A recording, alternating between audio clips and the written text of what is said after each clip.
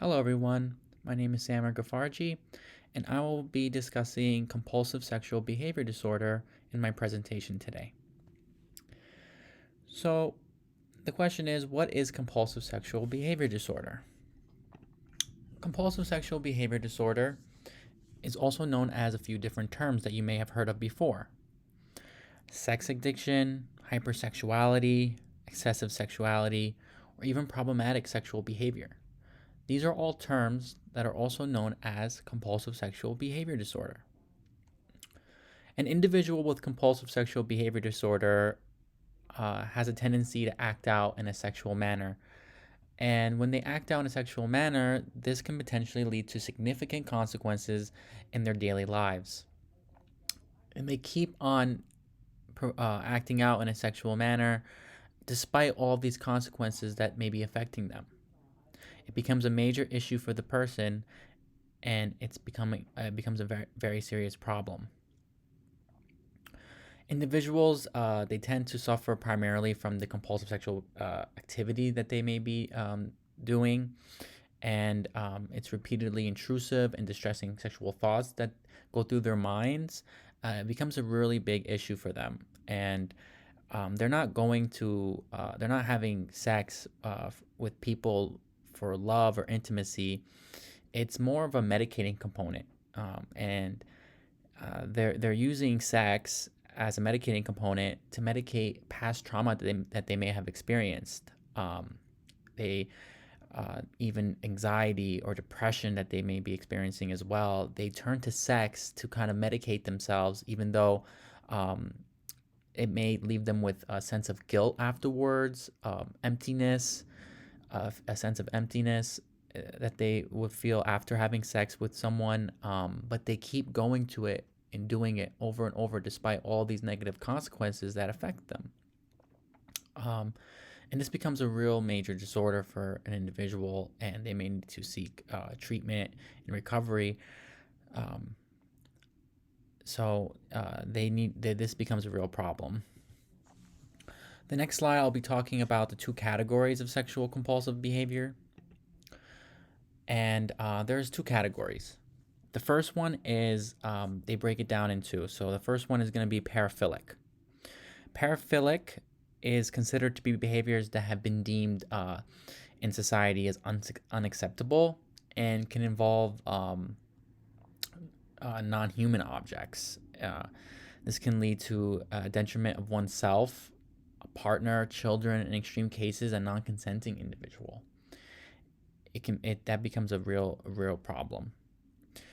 And then you have the non-paraphilic, which involves more of a typical sexual desires that we all know, such as compulsive sexual acts with multiple partners, a constant fixation on an obtainable individual, someone that they can't have, and they keep obsessing over that person, compulsive masturbation, um, excessive use of pornography, and compulsive sex with a consensual partner. This is the two categories that they broke it down with someone who has sexual compulsive behavior. It can be either these two or even both. Someone can have both of these. They can be paraphilic and non-paraphilic, or they can just have one of them. So the next slide, I'll be discussing the compulsive sexual behavior consequences, and this is more of the consequences that the cause and effect. What when they have these sexual behavior compulsions, this is the consequence that they experience in their daily lives. Some of them are like physical health consequences. This can be because of repeatedly having sex. It can injure themselves while having sex, or if someone is repeatedly masturbating many times a day, that can affect their they can affect themselves and hurt themselves while they're doing it. They can experience job loss. They're not able to hold down a job because of these thoughts that are constantly in their mind. They're not able to focus on the assignments that need to get done. Financial loss. If they lose their job, then they're not able to make money and to live a life where they're financially stable. There's also strained relationships. They're not able to hold down a relationship with an individual. Um, Excessive amounts of time spent on the behavior. That's another one that is very detrimental on someone.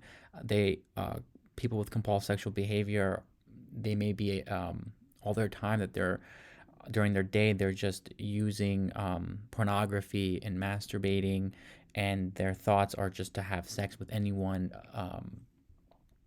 that they need to crave this sensation and this craving that they have. So a lot of time is spent on this behavior, and when they do not meet this behavior, when they do not are not able to obtain it, it can lead to withdrawal effects, which could be depression, anxiety. Um, it can really affect an individual's mental health, and it could even go as far as losing control of the behavior. They will be put in a position where they just can't control themselves, and it can cause an individual to commit a crime like rape or sexual abuse. It can get as bad as that. So very very very big issue that needs more research. So the next slide I'll be discussing is going to be the brain studies of sexual cue reactivity. And I was doing my research on this behavior disorder, and I found this one study that I came across very interesting. There was a brain study showed a major difference between the brain of an individual who doesn't have sexual behavior disorder and one who is a sex addict. And they showed them an image of a pornography image, and they were able to see that the person who was a non-addict, he experienced a normal reactivity arousal in the brain, and they were able to monitor that and see that the part of the brain that gets aroused, it lit up, and it was just a normal reaction. But when they showed the same pornography image to someone who was a sex addict, the brain lit up, had an extreme arousal from the image of porn. And I found that interesting because it shows that you were able to kind of tell who has see a major difference in someone who has a sexual behavior disorder and someone who is normal. There is something in their brain that's completely different and triggers differently than someone who doesn't have it. So I thought that was interesting, and I just wanted to share that. Okay, so the next slide we can see is going to be why compulsive sexual behavior is problematic. And it's problematic in many different ways because, again, it can interfere with different areas of an individual's life. And this slide is going to focus more on the medical problems that occur during the sexual activity that's involved with an individual who has compulsive sexual behavior. And you can see here that I listed some very important ones. Unwanted pregnancies, that's a big one. Sexual transmitted infections, having sex constantly, and they're able to catch a sexually transmitted infection because of all the sex that they're having with different people. They can be getting HIV and AIDS. Physical injuries due to these sexual activities. Examples of this are vaginal and anal trauma. This is very, very big issue for someone because of these physical injuries can really damage themselves, and it needs medical treatment right away. And I was looking into this one study by Weinberg and colleagues. In 2006, a study was done, and it showed that in homosexual men with compulsive sexual behavior disorder, a higher percentage of those homosexual men were HIV positive compared to a general sample of homosexual men. So that further proves the point that sexually transmitted infections can become a serious issue with someone who has compulsive sexual behavior disorder, and this is very problematic as this can lead to any medical problems for someone, and it can even cause death to the individual who has compulsive sexual behavior disorder. And the population that's at risk, um, for compulsive sexual behavior disorder, um, sex addiction, it tends to affect certain populations more than others, right? So individuals who have experienced some type of childhood trauma or are more at risk for hypersexuality, sex addiction. They are. There was a survey that was conducted involving individuals with sex addictions, and it tends to show uh, a pattern here. It showed some similarities because 72% of those people were physically abused, right?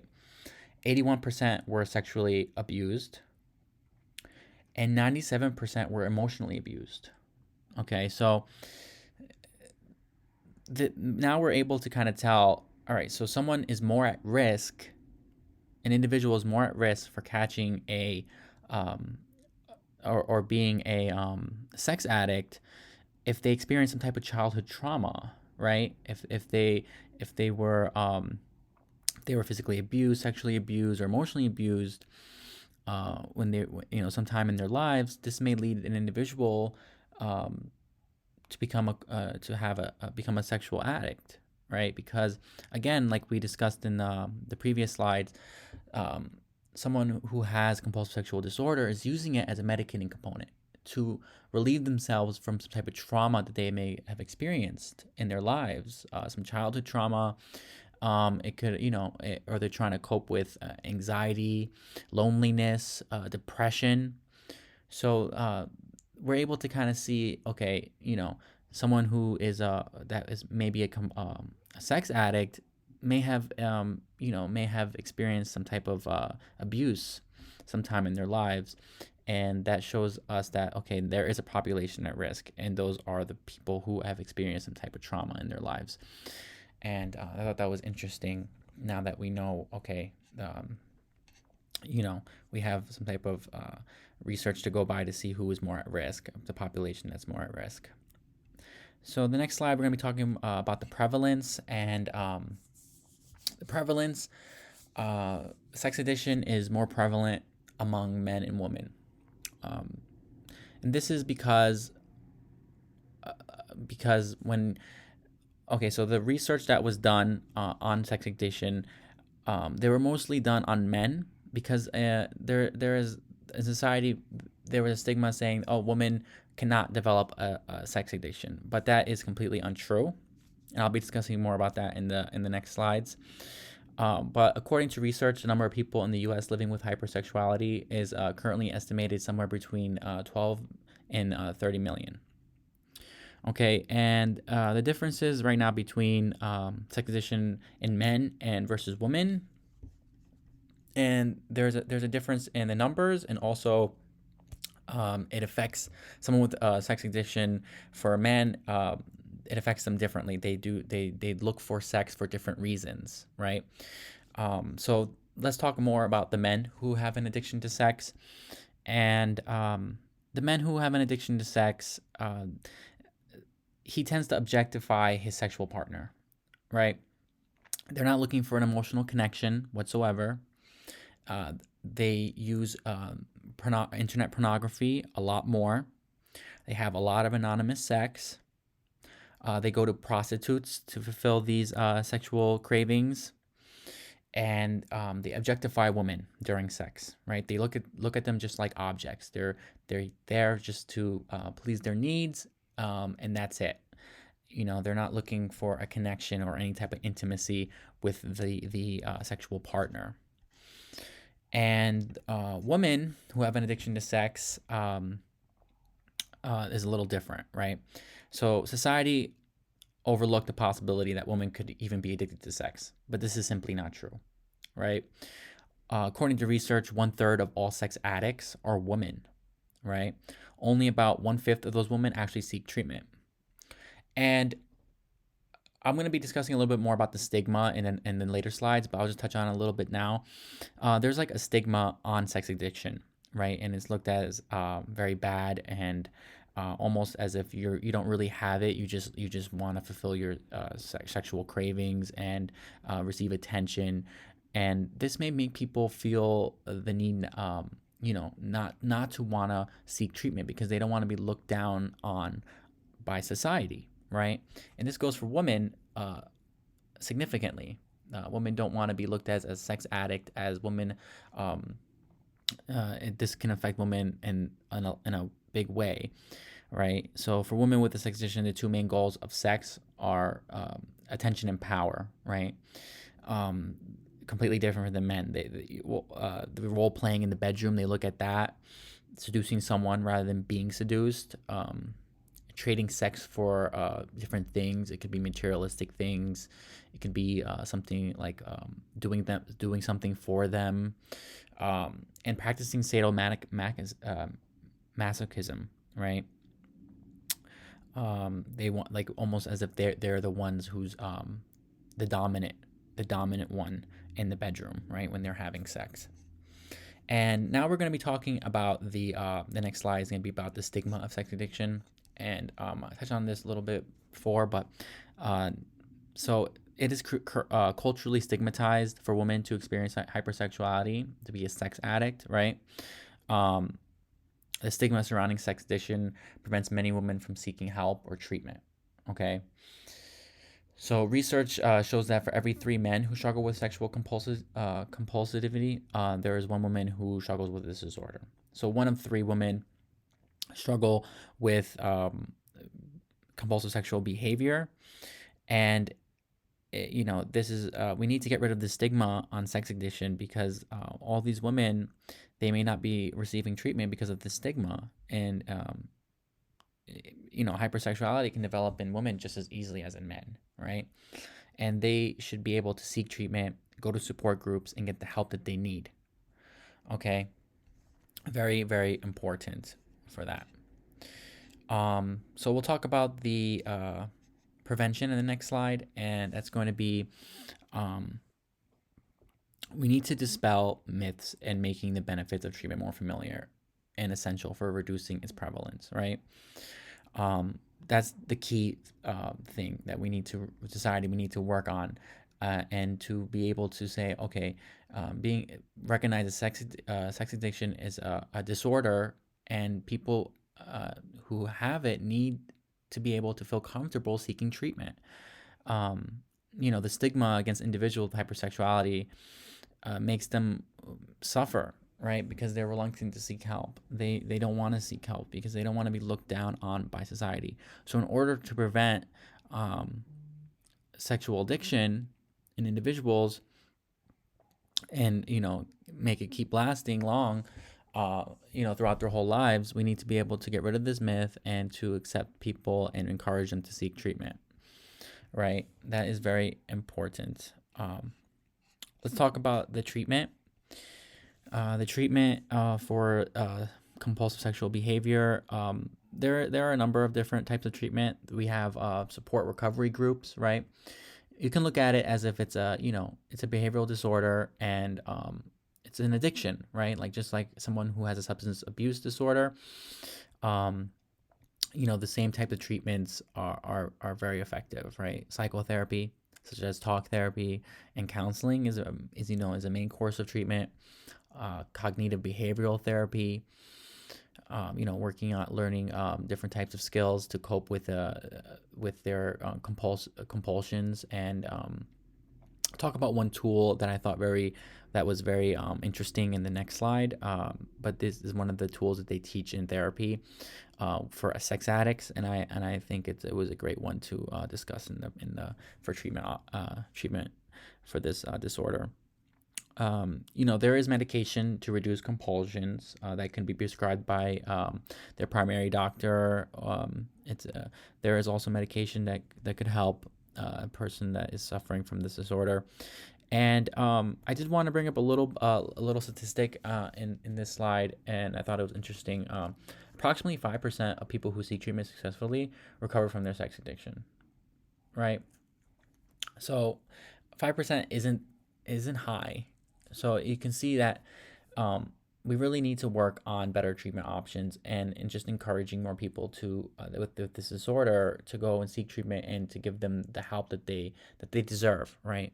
This is really important. We need to raise this number up and to see a higher percentage of people who seek treatment actually um, you know have successful treatment and recover from this addiction. And the tool that I did want to bring up for one of the treatment options for having compulsive sexual behavior disorders, they teach the 3 second rule, right? Avert, affirm. I'm sorry. Alert, avert, and affirm. Okay. So alert, this is a 3 second rule. So the alert is 1 second, avert is 1 second, and affirm is 1 second. And this rule is a 3 step tool, right? And it's a great method for individuals who are suffering from compulsive sexual disorder. Um, an episode of it, and they're experiencing it. They see someone and they have a compulsion, and this is a great tool that you can use right away that will allow the individual to cope and manage this disorder and this compulsion. And the first one is alert. So right when you see the individual and you have this compulsion, is to be aware that you are triggered, right? They have to alert, you're triggered, and pay attention to what is happening in the present moment. So they want you to be aware of what's going on, that you are triggered. The second is avert.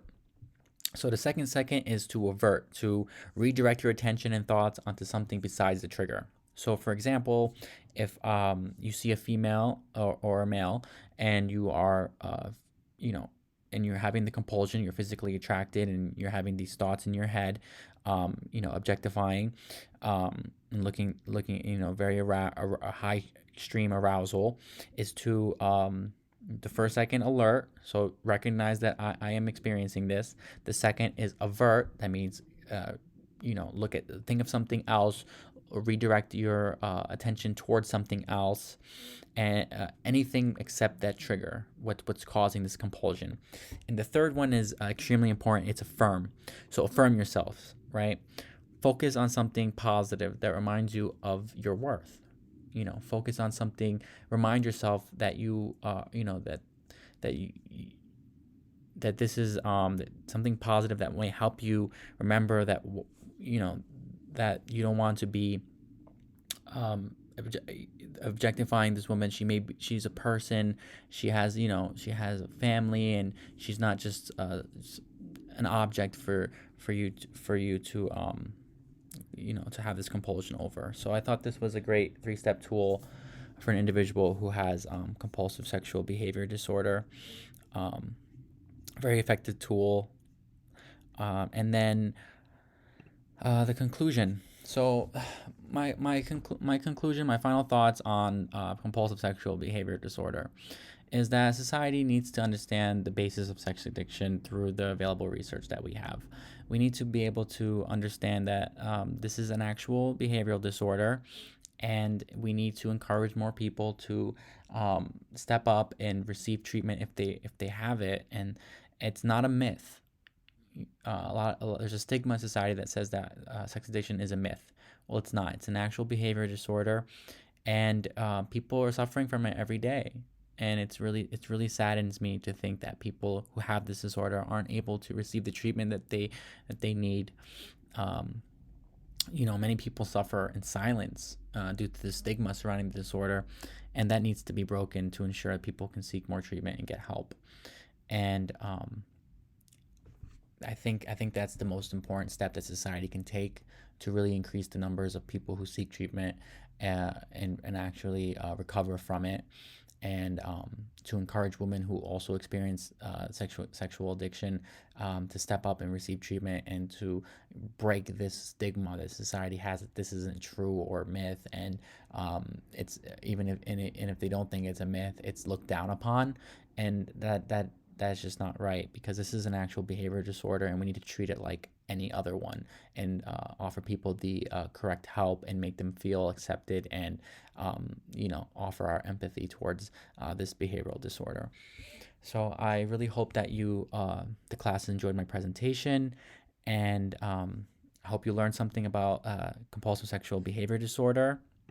These are my references that I used for the presentation. Great resources. They helped me a lot throughout my research. And thank you very much. And thank you. Bye bye.